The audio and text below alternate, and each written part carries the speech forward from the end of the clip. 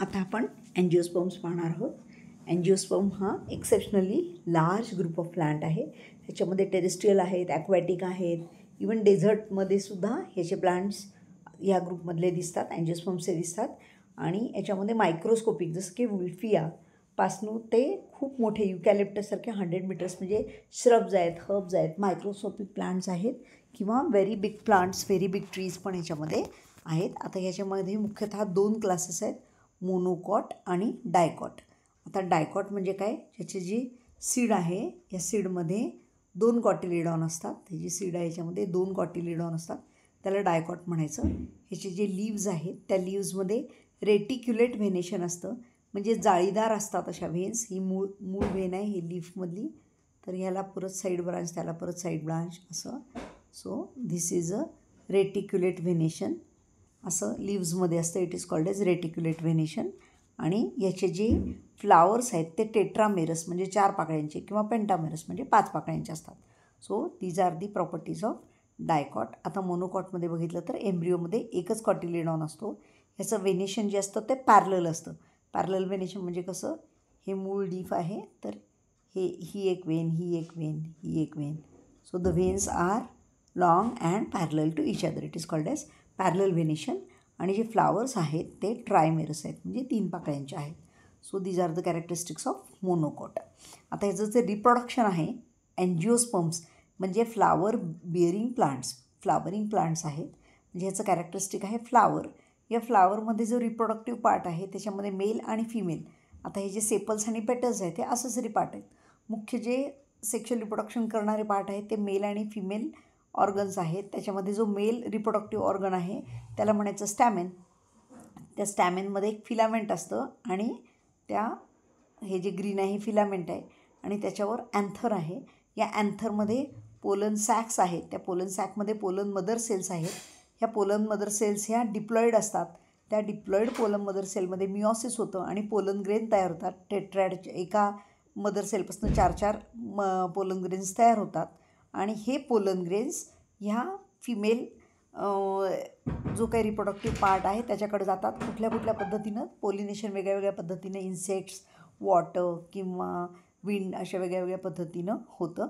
आता हा जो फिमेल पार्ट आहे याच्यामध्ये स्टाईल, स्टिग्मा आणि ओव्हरी, कार्पेल म्हणायचं याला, तिन्हीला मिळून स्टाईल, स्टिग्मा आणि ओव्हरी असे 3 पार्ट असतात. तर हे जे फिमेल सेक्स ऑर्गन आहे यालाच म्हणायचं पिस्टिल.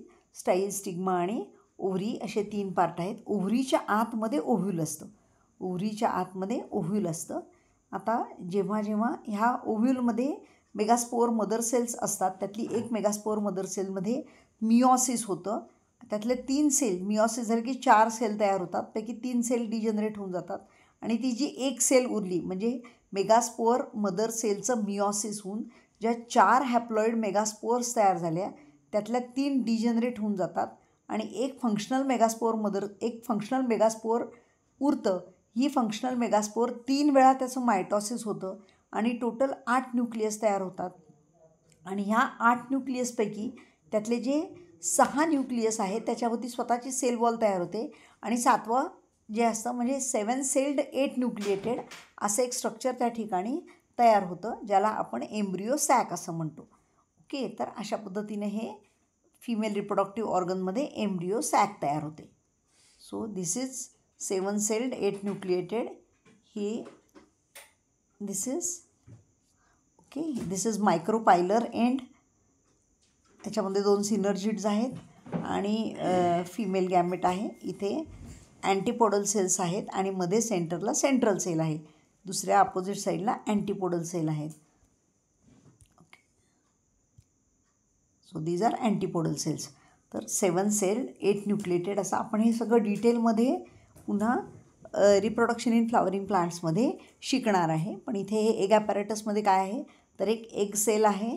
त्यानंतर त्या एग सेलच्या 2 बाजूला 2 सिनर्जिड्स आहेत. त्याच्या अपोजिट साईडला अँटीपोडल सेल आहेत आणि सेंटरला 2 पोलर न्यूक्लियाय आहेत. ओके, आता हे पोलर न्यूक्लियाय नंतर हळूहळू 2 पोलर न्यूक्लियाय असतात ते फ्यूज होतात आणि सेकंडरी न्यूक्लियस तयार होतं. आता ही जी एम्ब्रिओ सॅक आहे तर पोलन ग्रेन ह्या स्टाईल, स्टिग्मा, ओव्हरीपैकी स्टिग्मावर पोलन ग्रेन आला की तो पोलन ट्यूब तयार करतो आणि ही पोलन ट्यूब 2 मेल गॅमेट्सना रिलीज करते, जे 2 मेल गॅमेट्स येतात आणि डबल फर्टिलायझेशन होतं. त्या एम्ब्रिओ सॅकमध्ये डबल फर्टिलायझेशन होतं आणि ह्या डबल फर्टिलायझेशननं एम्ब्रिओ तयार होतो. तो एम्ब्रिओ जर 2 कॉटचा असेल तर त्याला डायकॉट म्हणायचं, जर एकच कॉटिलिडॉन असेल तर त्याला मोनोकॉट म्हणायचं. आता ही सगळी प्रोसेस आपण डिटेलमध्ये रिप्रोडक्शन इन फ्लावरिंग प्लांट्समध्ये पुन्हा शिकणार आहे, त्यामुळे इथे आपण ती शॉर्टमध्ये पाहतो आहे. आता ह्याच्यामध्ये जी ओव्ह्यूल्स असतात त्या ओव्ह्यूलपासून सीड तयार होतं आणि बाहेरची जी ओव्हरी आहे त्या ओव्हरीपासून फ्रूट तयार होतं. ओके, आता plant life cycle alternation of generation नावाची एक कॉन्सेप्ट आहे जी आपण पाहणार आहे. तर आपण बघितलं की प्लांटमध्ये 2 स्टेजेस असतात. एक गॅमेटोफायटिक स्टेज की जी हॅप्लॉईड असते, एक गॅमेटोफायटिक स्टेज जी की हॅप्लॉईड असते आणि एक स्पोरोफायटिक स्टेज जी की डिप्लॉईड असते. N नंबर ऑफ क्रोमोझोम असणाऱ्याला म्हणायचं गॅमेटोफायटिक स्टेज आणि 2N नंबर असणाऱ्या प्लांट स्टेजला म्हणायचं स्पोरोफायटिक स्टेज.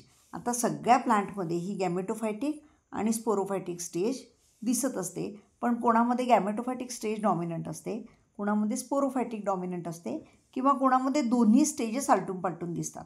तर जसं इव्होल्युशन होत गेलं तसं गॅमेटोफायटिक टू स्पोरोफायटिक, डॉमिनंट गॅमेटोफायटिक, अगदी लोअर प्लांट्समध्ये डॉमिनंट काय होतं, गॅमेटोफायटिक होतं. जसे प्लांट्स ॲडव्हान्स झाले तसं डॉमिनंट काय झालं, स्पोरोफायटिक झालं. अशा पद्धतीनं ॲडव्हान्समेंट होत गेलेली आहे. ओके, आता आपण ह्याच्यामध्ये 3 प्रकार आहेत. एक म्हणजे हॅप्लॉन्टिक, प्लांट लाईफ सायकलनुसार त्या प्लांटचे 3 पार्ट आहेत अल्टरनेशन ऑफ जनरेशननुसार. पहिला आहे हॅप्लॉन्टिक.